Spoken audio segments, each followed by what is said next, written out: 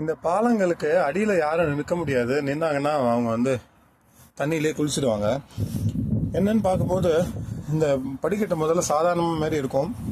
அப்புறம் பார்த்தா படிக்கட்டில் ஃபுல்லாக அங்கங்கே ஓட்டை இருக்குது, கேப் இருக்குது. இந்த கேப்பில் இங்கே ஓட்டையும் இருக்குது. என்னன்னா இந்த தண்ணி அதிகமாச்சுன்னா இந்த ஓட்டை வழியாக கீழே போய் விழுந்துருது. ஆனாலும் தண்ணி நிறையா நிற்குது அங்கங்கே.